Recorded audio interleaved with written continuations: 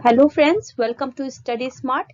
Direct and direct speech के इस series में मैं आज आपको सिखाऊंगी क्वेश्चन रूल्स। इससे पहले जो रूल्स मैं ले चुकी हूँ, जो मैं आपको सिखा चुकी हूँ, वो है टाइम एंड प्लेस के रूल्स, प्रोनाउंस के रूल्स और टेंसेस के रूल्स। टेंसेस के 2 वीडियोस में बना चुकी हूँ, तो वो आप मेरे प्रीवियस वीडियोस में देख चुके हैं। जब आप सारे रूल सीख जाएंगे तो आपको डायरेक्ट स्पीच से इनडायरेक्ट स्पीच में कन्वर्ट करना बेहद आसान हो जाएगा। एंड आई एम मुक्ता चतुर्वेदी। तो देखते हैं कि हम क्वेश्चन सेंटेंसेस को कैसे चेंज करते हैं।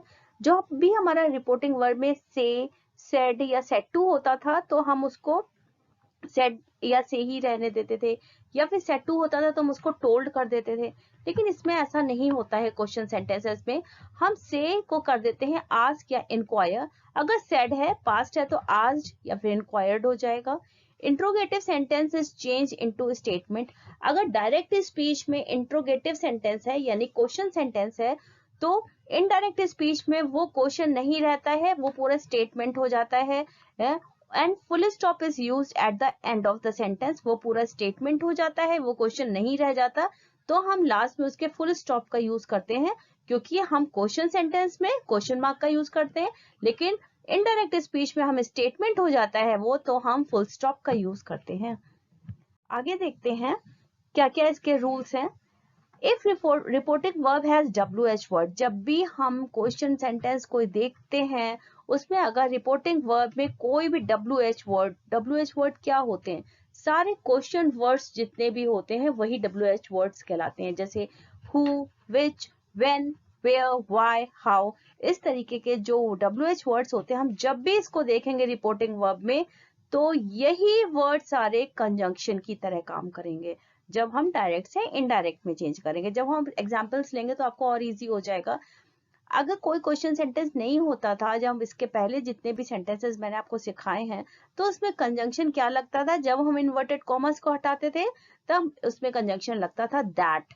लेकिन क्वेश्चन सेंटेंसेस में दैट का यूज नहीं होता है।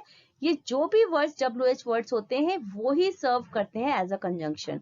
इन्हीं वर्ड्स को हम कंजंक्शन बना देते हैं। कंजंक्शन क्या होता है? कंजंक्शन वो होता है जब हम दो सेंटेंसेस को आपस में ज्वाइन करते हैं, दो सेंटेंसेस को एक सेंटेंस बनाते हैं, तो बीच में हमको किसी वर्ड की जरूरत होती है, तब दो सेंटेंस आपस में मिल जाते हैं। तो कंजंक्शन जॉइंस टू सेंटेंसेस। तो यही वर्ड्स कंजंक्शन की तरह यूज होंगे। Okay. If interrogative sentence is a yes और नो आंसर, इसका मतलब यह हुआ कि जो भी इंट्रोगेटिव सेंटेंस है, कोई भी क्वेश्चन ऐसा है जिसका आंसर यस या नो में आता है, और जब भी आंसर यस या नो में आता है उसमें WH वर्ड्स का यूज नहीं होता है, who, which, when, where, why, how, इन सब का यूज नहीं होता है, तो हमारा सेंटेंस स्टार्ट होता है किससे? एम से, are, was, were, do, did, have, shall. इस तरीके का कोई भी वर्ड आगे लगा होता है, तब भी हमारा क्वेश्चन सेंटेंस बनता है। तब उसका आंसर यस या नो में आता है, तब हम किस तरीके के कंजंक्शन यूज करते हैं? इफ या वेदर। जब एग्जाम्पल लेंगे तो आपको बहुत अच्छे से समझ आ जाएगा। इफ या वेदर को एज अ कंजंक्शन यूज करते हैं। और कंजंक्शन दैट रिपोर्टिंग वर्ब के बाद नहीं यूज होता है। जो हम नॉर्मल सेंटेंसेस में दैट का यूज करते हैं, वो हम क्वेश्चन सेंटेंसेस में नहीं करते हैं। तो आप समझ गया होंगे कि कंजंक्शन कौन कौन से हो सकते हैं। अगर WH वर्ड्स हैं तो वही WH वर्ड्स कंजंक्शन बन जाएंगे जब हम इनडायरेक्ट स्पीच में चेंज करेंगे। और अगर नहीं होंगे, अगर ये वर्ड्स नहीं लगे हुए हैं, यस या नो में आंसर आता है, तो हमारे कंजंक्शन होंगे इफ या वेदर। तो कंजंक्शन होंगे इफ या वेदर या फिर WH वर्ड्स हो गए। ओके। अब हम कुछ एग्जांपल्स लेते हैं जिससे कि आपको आसान हो जाएगा कि इसके पहले मैंने जो आपको सिखाया था उसको कैसे यूज करते हैं। जैसे हमारा सेंटेंस है, he said to me what are you doing। ये एक क्वेश्चन है। ओके। तो जब भी सेड टू के, जब नॉर्मल सेंटेंस होता है तो सेड टू का टोल्ड हो जाता है, लेकिन ये क्वेश्चन है, व्हाट आर यू डूइंग, बाद में क्वेश्चन मार्क लगा है, तो सेड टू का हो जाएगा asked. Okay. He asked me, he said to me, he asked मी।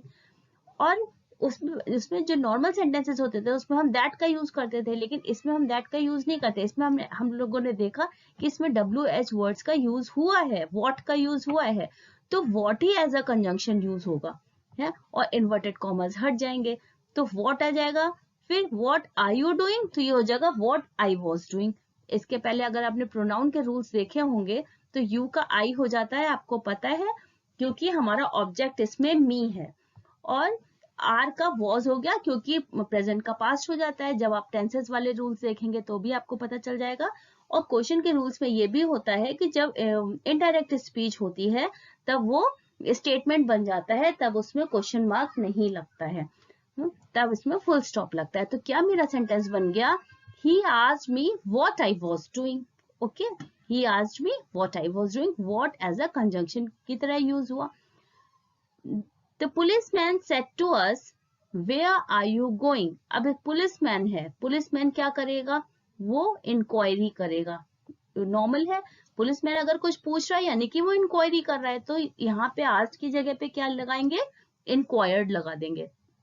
तो क्या होगा, the policeman inquired where we were going. Where are you going का क्या हो जाएगा, where we were going.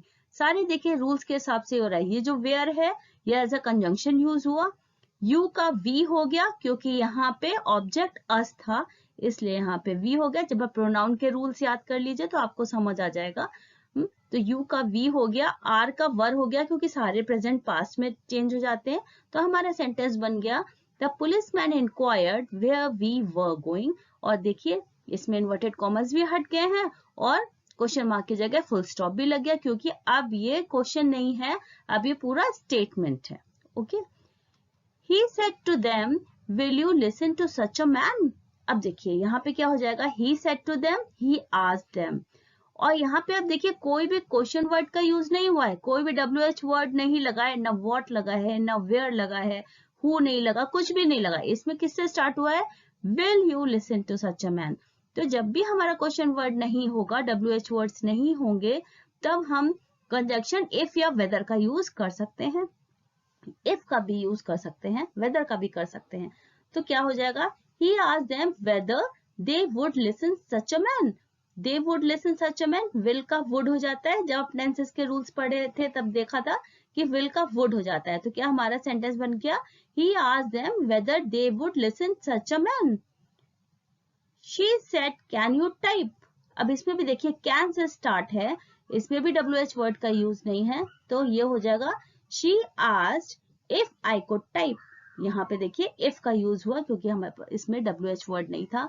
Full stop लग गया क्योंकि अब ये स्टेटमेंट हो गया, और सेट की जगह asked लगा। देखिए सारे रूल्स फॉलो हो रहे हैं।